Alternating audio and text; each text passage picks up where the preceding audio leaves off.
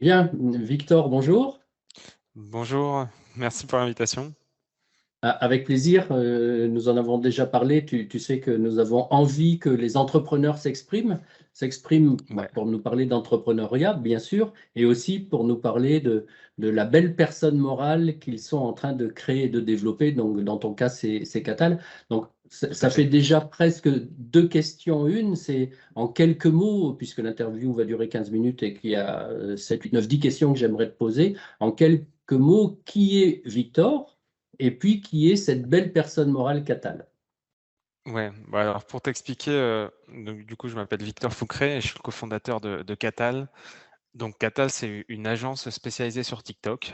Donc en fait, pour faire assez simple, on va accompagner les entreprises à se développer sur TikTok, donc sur des thématiques qui sont assez diverses. Ça peut être soit sur des thématiques tout simplement de développer leur visibilité sur ce réseau social, Oui. qui est assez nouveau avec des codes assez différents de ce qu'on a l'habitude sur les réseaux sociaux traditionnels. Donc voilà, développer leur visibilité, se faire connaître sur TikTok ou sur des problématiques vraiment publicitaires, typiquement voilà, faire des campagnes de pub pour trouver de nouveaux clients sur TikTok, aller faire de la génération de leads, pas mal d'objectifs publicitaires différents. Voilà, la grosse spécificité, c'est qu'on va accompagner aujourd'hui principalement des entreprises qui font du B2C à se développer sur TikTok, tout simplement. Du B2C. Bon, Ouais, entendu. Et quel type de clients trouve-t-on sur TikTok? Parce que vu mon âge, tu vois, TikTok, je ne connais pas bien. ouais. Bah, alors TikTok, contrairement aux préjugés qu'on peut avoir, c'est quand même un réseau, qui est assez large en termes de tranche d'âge, des personnes qu'on va trouver. Pour te donner un ordre d'idée, aujourd'hui, il y a à peu près 17 millions d'utilisateurs en France sur TikTok quand même. Donc voilà, il y Ouais. a une grosse majorité quand même sur la tranche, moins de 25 ans, donc à peu près 10 millions sur cette tranche-là. On va quand même avoir, voilà, 7 millions d'utilisateurs qui ont plus de 25 ans, beaucoup jusqu'à 45-50 ans. C'est vrai qu'au-delà de 50 ans, c'est encore un réseau qui est assez peu utilisé, même si ça commence à venir. Mais au final, on trouve des personnes dans toutes les tranches d'âge sur TikTok. C'est plus uniquement ce réseau social un peu, où on faisait des danses, il y a 4-5 ans, ça a bien évolué. Bon, merci, ça me met à jour. Euh, Tu parles de TikTok, tu parles de Catal. Euh, je suppose que vous êtes nombreux à travailler avec TikTok. Quelle est ta proposition unique de valeur? Alors nous, notre proposition vraiment, qui va nous différencier de la concurrence, c'est qu'on est une agence créative et on va être vraiment spécialisé sur la vidéo au format, UGC, donc le format authentique qu'on retrouve sur TikTok. Donc en fait, on a mis en place une solution, une plateforme collaborative sur laquelle on va travailler avec nos clients et qui nous permet vraiment de réaliser des vidéos adaptées dans les codes de TikTok avec des créateurs de contenu qui correspondent au personal buyer du client. Typiquement, voilà, une entreprise, je sais pas, qui vend des produits, beauté pour les femmes, qui ont entre 15 et 25 ans. Bah, nous, on va lui proposer des profils de personnes qui correspondent justement à son client, des jeunes femmes qui ont moins de 25 ans, qui vont apparaître sur les vidéos dans un format vraiment UGC, dans les codes de TikTok, donc avec de l'authentisme, quelqu'un qui est face à la caméra, qui raconte un peu son expérience. Et donc voilà, on accompagne vraiment sur toute cette partie-là pour trouver des concepts de vidéos, réaliser des vidéos avec des créateurs de contenu et après, on accompagne aussi sur toute la partie gestion publicitaire. Mais on est vraiment sur un accompagnement sur mesure avec une plateforme collaborative qui permet vraiment de faire du clé en main pour nos clients, en fait. Bon, très bien. Et quel est, j'allais dire, le persona, si tu connais le terme en marketing, quel est Ouais. le persona de ton client? Alors, le persona de mon client, moi, c'est principalement, généralement, c'est soit des social media managers, responsables communication ou plutôt acquisition manager, vraiment qui sont orientés sur l'acquisition et la communication sur les réseaux sociaux. En général, voilà, d'une entreprise qui agit sur un marché B2C et qui vend des produits qui sont en général des produits ou des services qui sont destinés à des personnes qui ont entre 18 et 40 ans en moyenne. C'est vraiment notre client type aujourd'hui. Bon, et ça fait combien de temps que Catal existe aujourd'hui? Alors, Catal, c'est assez récent, ça a un peu plus d'un an et demi. Et Mhm. aujourd'hui, ça va faire un an qu'on est spécialisé sur TikTok. Donc, c'est vraiment une entreprise qui est assez jeune, mais voilà, qui depuis presque un an a une dynamique de croissance qui est très forte parce qu'on a vraiment une demande énorme sur TikTok qui se développe ces derniers mois. Bon.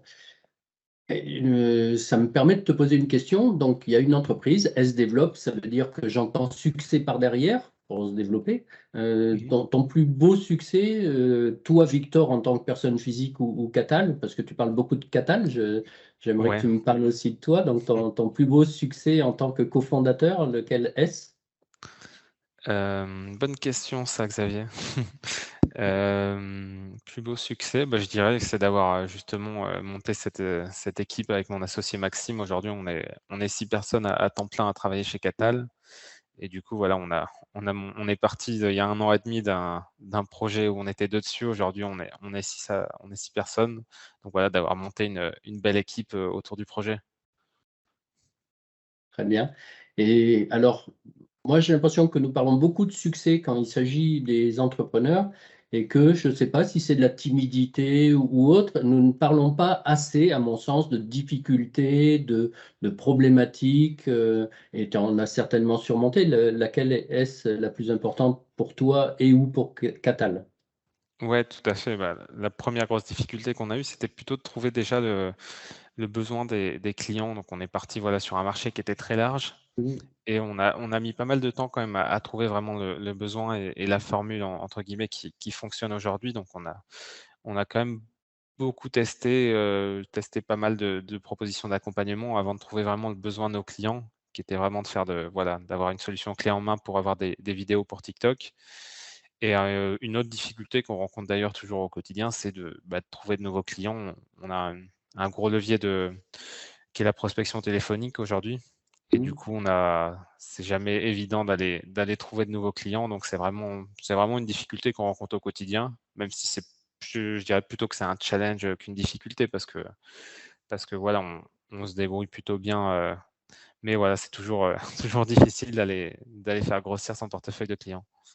Bon, donc, vous proposez à vos clients de trouver des clients et vous êtes comme tous les entrepreneurs dans la même dynamique. C'est le nerf de la guerre, c'est l'argent et l'argent, il vient quand même majoritairement par des clients. Donc oui, ça C'est ça. restera une. Pour moi, c'est pas une difficulté, c'est comme tu le disais, c'est une préoccupation indispensable d'un chef d'entreprise. Ouais, tout à fait, voilà, c'est ça, c'est plutôt un challenge quotidien de faire grossir, Oui. l'entreprise, quoi. Donc ça fait 1 an. Qu'est-ce qui, ou à peu près 1 an et demi, qu'est-ce qui t'a fait dire, tiens, voilà, j'ai envie de devenir entrepreneur? Alors, ça date pas de d'hier non plus. Bon. Hem, Là, aujourd'hui, ouais, j'ai fini mes études il y a un peu plus de 2 ans et déjà durant mes études, j'avais lancé un premier projet entrepreneurial avec Maxime qui est mon associé actuel. Mhm. Donc on avait déjà une petite expérience là-dedans. On avait depuis plusieurs années envie de créer quelque chose par nous-mêmes, voilà, on a eu nos expériences, durant nos alternances, nos stages pour voir un peu ce que Mhm. c'était que l'aventure dans des entreprises, des plus grosses structures et on avait vraiment envie voilà, de lancer quelque chose par nous-mêmes de A à Z. Donc voilà, ça fait quand même, 3-4 ans qu'on est vraiment dans ce milieu entrepreneurial, qu'on avait lancé une première entreprise pendant nos études, voilà, qui n'avait pas été un gros succès non plus, mais qui nous avait mis dans le bain. Mhm. Mais voilà, on a toujours eu, cette fibre, et cette envie de lancer quelque chose par nous-mêmes et de le concrétiser de A à Z. Bon. Et comment tu définirais pour toi l'entrepreneuriat, cette belle aventure dont tu parles? Alors ouais, la question est est pas évidente, c'est assez large, hein.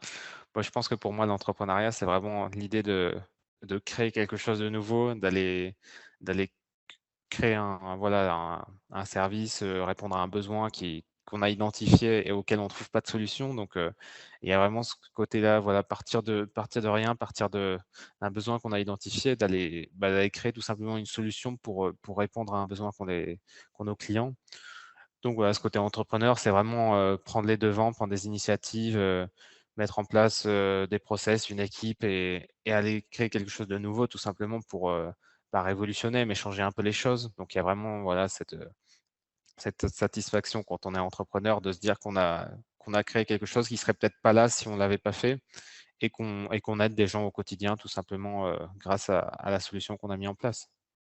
Bon, ça va être presque la même chose, donc je te propose de le prendre sous un autre angle. Qu'est-ce que tu dirais à des jeunes qui n'ont pas franchi le pas comme toi, ou peut-être même ils y ont pensé, ils n'ont pas osé, ou ils n'y ont jamais pensé? Qu'est-ce que tu leur dirais pour les amener à se réaliser eux aussi? Bon, après, il y a des gens qui veulent pas entreprendre, c'est pas forcément un souci non plus, mais pour les gens Bien sûr. qui, voilà, qui envisagent l'entrepreneuriat ou qui ont déjà pensé, je pense que le mieux, surtout quand on est jeune, c'est de se lancer.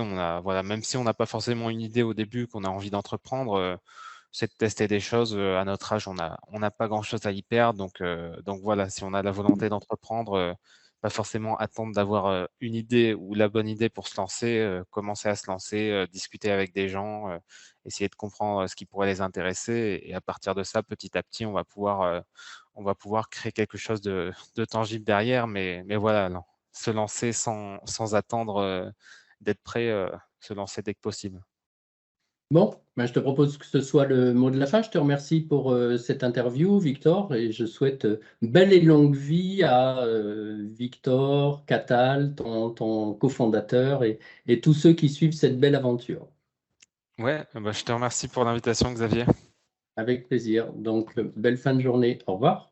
Merci à toi aussi. Au revoir.